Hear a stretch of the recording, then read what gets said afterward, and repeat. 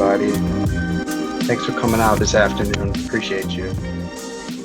I have a big crowd today, pushing 200 people that wanted to come out to have this very important conversation. So I'm honored, and I'm honored at your willingness to have this conversation. So thank you all so much. Excellent. Looks like we have everybody in. So thank you so much, everybody, for joining Black Lives Matter South Bend. We're going to go ahead and get started to what I think is an incredibly crucial conversation for the fight of racial justice, and that is what white people can do.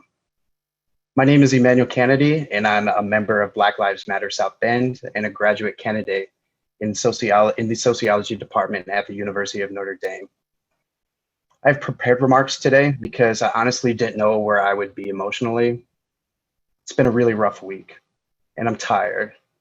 And I'm tired of police brutality, and I'm tired of overt and covert acts of racism, and I'm tired of systems that uphold white supremacy like a religion and the fervor of so many people to protect it.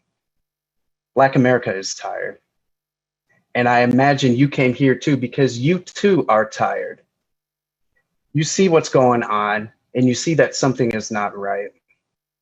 You see the pain among Black people, and the pain resonates in your soul, the core of this country and the heart of humanity, and you want to be a better person that stands up and says enough is enough.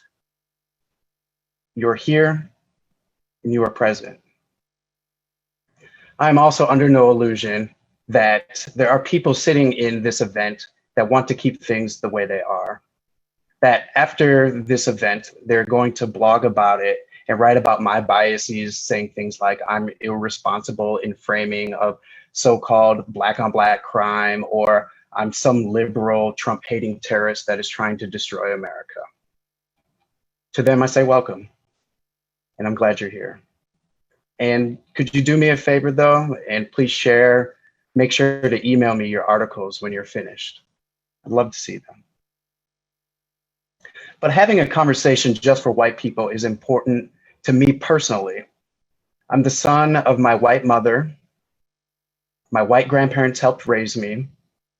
I have had white school teachers, white teammates, white coaches, and white bosses. I grew up eating meat and potatoes, listening to country music, and I even had my own pair of cowboy boots as a child. I saw the same white pediatrician for almost 24 years of my life. I have white mentors who give me hope and direction, and white friends who have picked me up when I was at my lowest. I have lived a life full of support from white people, but white people and whiteness have also been a source of significant pain. And this is true for so many people of color, which is why you are seeing the protests from around the world today. Enough is enough. But today isn't about bashing white people. It's about dismantling a system of tyranny that has kept you in a position of privilege at the expense of the collective. But white supremacy is a double-edged sword, and it holds us all back. It's the same system that makes some think waving a Confederate flag is going to put more food on their table, money in their pockets, and relief from their exhausting job. It is also the same system that ruins a sunny afternoon by convincing someone that a Black man watching birds in Central Park is a threat.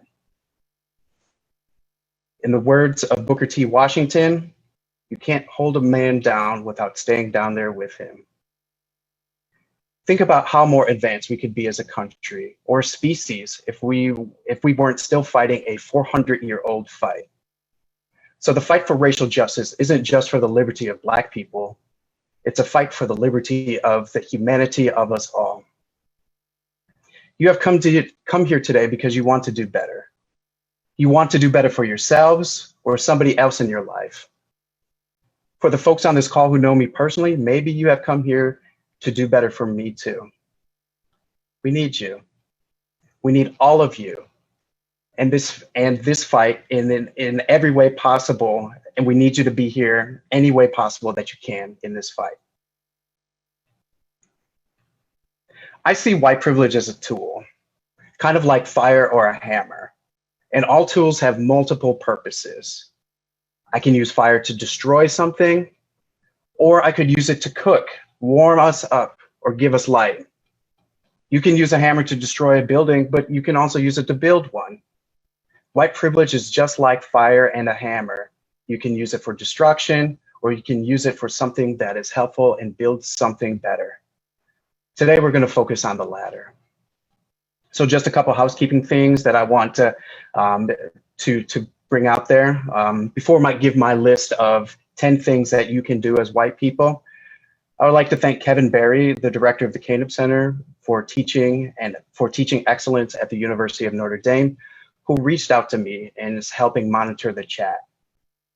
And I would like to thank Jordan Geiger, another member of Black Lives Matter South Bend, and a school teacher who is helping monitor the Facebook Live feed. In the coming week, we will also make this the video of the Zoom call available on our Facebook page and YouTube channel. I will not be taking questions at this call, but if you have any, please email us at blacklivesmattersouthbend@blm.southbend@gmail.com. With that said, the chat is your space. So what you're feeling so I want you to say what you're really feeling and use it as an organic space to have this conversation with other white people.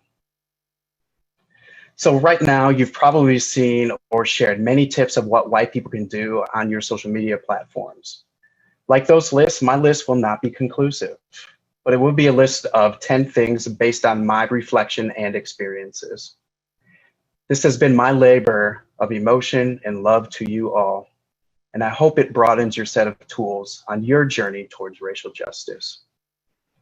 So let's answer that question. What can white people do? Number one is listen. Easily said, but incredibly difficult to do. Not just to simply hear, but to listen with all of you, full heart and being completely present. This requires that you listen with intention and listen with humility. Many Black people are experiencing significant intersecting levels of trauma because of structural racism that white land-owning, land-stealing men built on it and the resulting contemporary life conditions. Black people may be hesitant to trust you that you're the best person to talk to.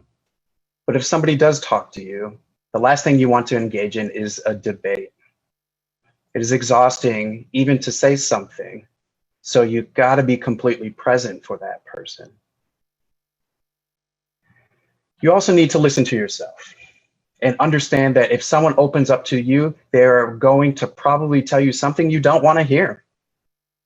This trigger is normal that you feel, and it's a part of the process. But that's okay, because it gives you an opportunity to recognize it and ask yourself, why do I feel that way? And work towards understanding its source. Listening is a skill that will take much practice for many white people, but like any skill, the more you practice at it, the better you get. Remember these guys? Were they listened to? Their message of racial justice was completely transformed into something about dishonoring the flag.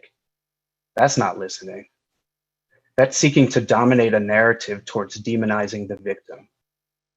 So what I want to do real quick is I want to share an example with you of listening and humility. And with the permission of a friend of mine, he's letting me share some text messages he sent me over the past few days. He said, "Well, call if you want to talk. I'm here for you. I've been very torn in all of this. Floyd's video was probably one of the worst things I've seen, and I've never really said anything about this stuff in the past publicly. I refuse to speak out against actual protesters, but I'm also not the one to feed an echo chamber online in forums like Facebook. I signed your petition, though." He's referring to the Black Lives Matter petition. "I'm mad that I'm seeing autopsy reports saying that he didn't die from strangulation and it was his own health issues. Yet I'm sure he'd still be alive if he did not have a knee of a 200 plus pound man on his neck for about 9 minutes. I'm mad that I'm seeing white people starting up the violent protests and looting while Black folks are begging them to stop and then leave and let the chaos start. I'm mad at myself for not respecting and seeing the peaceful protests when the storm hadn't arrived yet, like Colin Kaepernick kneeling. Like I felt foolish. I don't know what to do, man. I can reach out to my friends though that are more affected. So that's what I wanted to. I'm sorry for any hurtful thing I've said and didn't realize. Stay safe. I'm here for you. As you can see, he gave himself the humility to say what he did wrong and communicated his places of growing and offered to be a friendly ear. Another part of the listening is asking yourself, why did everything get to this point? Which leads to number 2. A second thing you can do is educate yourself. Educate yourself on what whiteness is. Where did it come from? How was it invented? Did you know about Bacon's Rebellion? How many of you will now Google Bacon's Rebellion? How has the definition of who is white changed over time? And how does whiteness look differently around the world? The Irish and Italians were terribly discriminated against in this country's history. But they also had a path to full acceptance in the United States mainstream that is simply not available for many or any people of color. Many people from Asian backgrounds have tried the Irish and Italian path only to become relegated to the status of model minority. Didn't quite make it, but 100% believed in the process of the American way. And part of that history is to reframe it. Our history books and our culture speaks about the civil rights movement in the terms of icons like Angela or Malcolm or Martin or Asada, where we need to reframe it to talk about the movement as a collective resistance with many tactics, many nuanced goals towards the ultimate goal of justice. This is something I believe people of color need to do as well. The civil rights movement and all movements are bigger than any one individual, and holding icons on a pedestal covers up the collective sacrifices of so many people. This is our fight, all of ours, and I encourage you all to research the breadth of collective struggle for justice in the United States, particularly around the issues of racial justice. The third thing you can do is think twice about asking Black people to educate you. Your education is your responsibility. Putting Black people in the role of an impromptu teacher is already asking a lot out of a traumatized and exhausted people. Over the past week, I've received a flood of messages from my good-meaning white friends asking what resources are available to them. It's been wonderful reconnecting with friends from my past, but I'm still suffering through this moment. Books have been written, speeches have been given, and web searches will give you all of those resources you need. Share your resources with other white people. In terms of Black people, the best thing you can do is be present with us. Show up at a protest. Send a message saying that you're thinking about them and that you love them. Etch this phrase into your mind and use it. I'm learning.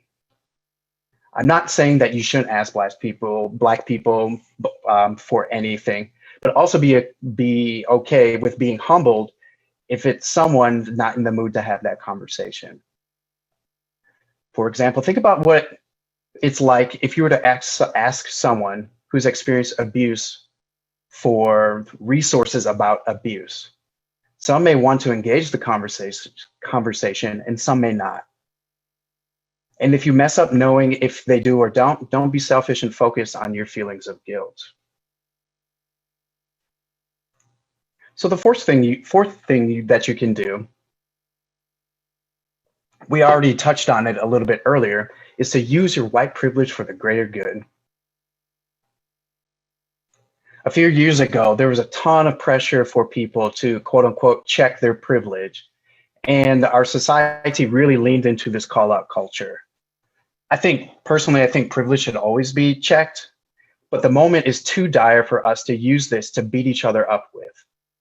Checking privilege needs to be a space for growth and awareness and not a space for establishing moral authority over someone.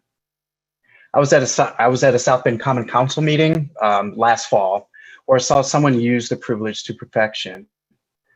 This needs to change, but at one meeting, many Black residents walked up to a podium and talked about issues that they're having with the state of affairs in our city, and it appeared as if some of the council people were half listening to what they had to say. Then an elderly white woman stood up to the podium and expressed how dumbfounded she was at all the ways Black people were being treated in our community. And this commanded the attention of every council person. Like I said before, this difference has to change, but if given a platform, you can use your white privilege for good because, let's be honest, for better, for worse, where we are right now, people will listen. The fifth thing that you can do is stop distinguishing between peaceful protests and riots. I've noticed this a lot in the media, from our Black Lives Matter protests last night to all sorts of media headlines. Well, if we go back here, you notice that they paired us up with the St. Joseph County homicide map, which I think that's problematic too, but let's just deal with one issue at a time, I guess. What happens though, is that this language plays into the sensibilities of the way protests are supposed to be. It attaches the protest, it attaches morality to the protest, which distracts us from fixing the problems that the protesters are protesting about in the first place. And besides, it was rioting that got us to this point anyways. Remember, this didn't work. So as King said, a riot is the language of the unheard. Our nation's summers of riots are caused by our nation's winters of delay. And I know that doesn't sound like the peaceful king we read about in our history books, does he? So this peace narrative also whitewashes how violent the civil rights movement actually was. We need to relearn our history, and acknowledge that the language of peace has gotten co-opted by those in power to control dissent from those people who want to have the right, from the people who have the right to grieve. It's gaslighting at a societal level. It labels Black people and their protests as either good or bad.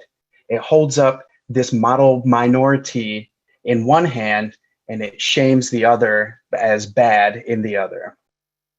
It drives a wedge between the entire population fighting for freedom and is a way for power holders to dictate how a person should grieve. Distinguishing a protest as peaceful in this context is racially coded language, and it needs to be removed from it. All protests are part of the same fight, and we need to know that, especially considering how our most famous US story of an unpeaceful protest is referred to as a party.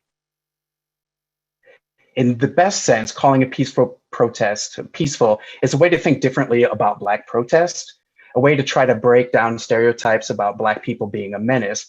But in this particular context, it only splits the population into good Black people and bad Black people, which still defeats the purpose. So speaking of racially coded language, the sixth thing you can do is use any other phrase than looting. This again is racially coded language that marks Black people as criminals. Here are a couple of examples of white people salvaging, if you want to take a look at the captions from Hurricane Katrina. Well, how do you think Black people were referred to? Well, you guessed it, looters. And we see this difference not across media sources alone, but even within the same ones reporting the same people in literally the same situations. As we see in this photo right here that was taken August 30th, 2005, white people find and Black people loot. So when you hear the word loot, our unconscious response is to think of somebody who is Black.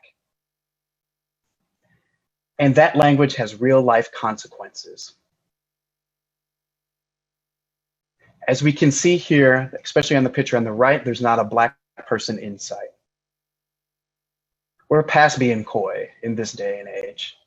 The expectation here, as we all know, is that the looters are Black people, and these people are going to shoot them. Here's another example. Some people use this sort of language when they say, well, Black people are killing more Black people. It's Black on Black crime, not police brutality. That's the big issue. And this language takes statistics out of context. It focuses on the behavior and not why it's happening in the first place. It's not solution oriented, but it's used to simply assign blame. Policing is a job, and their job is not to kill people. Their job is to serve and protect. So for some Black people, anyone trapped in a system of poverty, joblessness, historical trauma, and being perceived as a bad person would react that way. Shows like about zombie apocalypses show us at what lengths anybody would do to survive.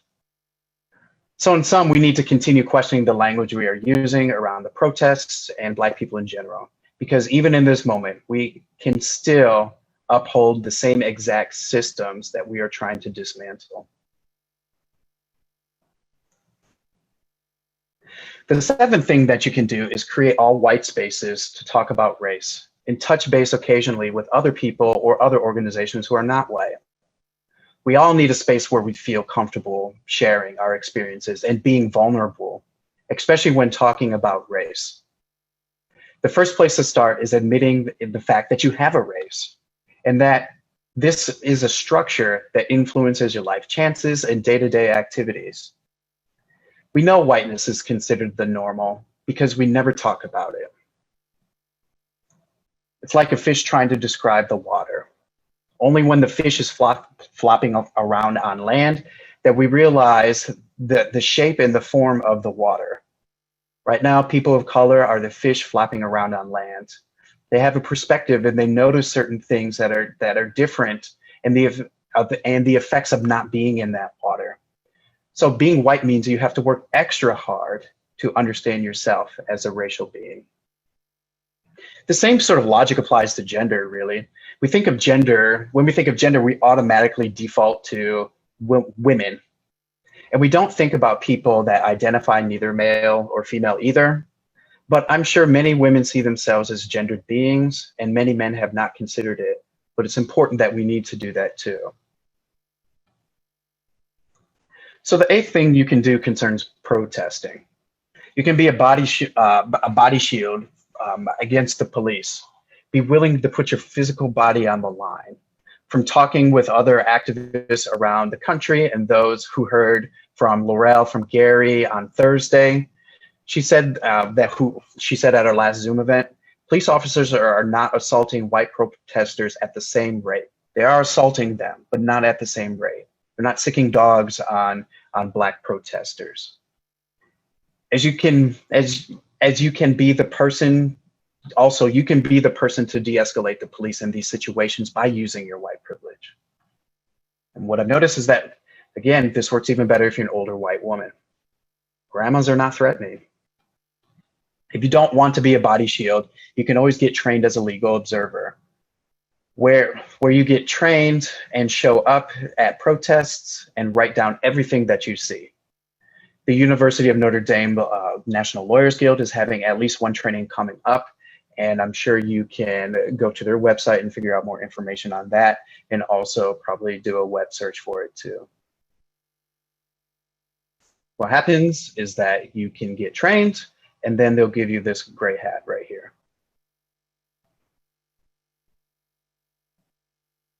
The ninth thing that you can do is donate resources and donate time to organizations doing work on the ground to help out communities. Black Lives Matter South Bend, we're always looking for grant writers, pro bono lawyers, people to show up at civic meetings like the Common Council or the Board of Public Safety meetings. There's a police complaint board bill that's needing community feedback and support. We need you to be a part of that process. Educate yourself on the bill and share your voice. You'll be able to find it in the South Bend Common Council's website as well. And if Troy Warner is on the call, I'm sure he has that ready to go, which he can share in the chat link for you too. We also need resources for our community. Wealth has been extracted from communities of color for generations, and the figures you see up here show the wealth disparities between Black and white families. Black families on average have 1/10 the wealth of white families, or 10 cents for every dollar a white family has. So restoration is key, and the resources you have will make all the difference. In particular, Black Lives Matter wants to contribute to continue giving high quality programming and support our community and support it in any way possible. Here are 7 pillars as a Black Lives Matter organization that we're working on, as you can see right here: police accountability, education, environmental justice, economic empowerment, trauma-informed care, housing, and Black queer lives matter. And this process needs all the help that it can get. We are currently working with 3 council members on the police complaint board bill and sensible legislation that will benefit all South Bend citizens.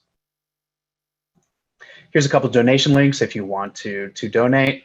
But if you want to donate to a larger pot of money, the bottom link below is for the George Floyd Bail Fund that is being distributed to over 70+ organizations around the country from what I understand.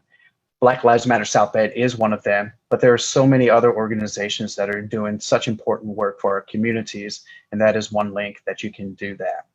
But as you can see on top, there are 3 links that you can go to donate to Black Lives Matter South Bend. And so one last thing. No, we are just getting started, that you are getting started. And this is going to be a long road ahead. It's going to be hard, but we need you to stay the course. I gave you a mere 10 of a million things you can use in your toolkit, but these are 10 things that matter to me most in the movement and from my experiences. Because being white is that double-edged sword, having privilege and having an invaluable resource to actually make a change. This is going to be a journey, though. It's going to be hard. And there are going to be times where you trip and fall, but we need you to stay the course. And there are going to be times when you're mad. When you're mad, stay the course. Times when white fragility is going to be triggered. Stay the course. Times when you say something or do something that keeps our current system in place. Stay the course. And times when you just want to be comfortable again. Stay the course. Unlearning is a violent act because you have to destroy the person that you once were in order to become someone new. I guarantee you what exists on the other side is much, much better. It will be much better for you. It will be much better for me. And it will be much better for our entire society. So if you need a daily reminder, you may want to put a little card in your wallet that says #StayTheCourse with nothing else on it. Or write it on your bathroom mirror with a whiteboard marker. We need everyone in this fight because this fight is for our humanity. And we can either fight against each other and die as individuals, or we can fight with each other and thrive as one. We finish all of our Black Lives Matter events with our Asada. So I'm welcoming you into our community as I read it out loud and we can read it together. It is our duty to fight for our freedom. It is our duty to win. We must love and support each other. We have nothing to lose but our chains. So I want to thank everybody for coming out today. Here's our email and our Facebook. Please like our page. And if you want to get a hold of us, please contact above. And I look forward to seeing you implement some of these things that you can do. Peace and Ashe family. Thank you very much.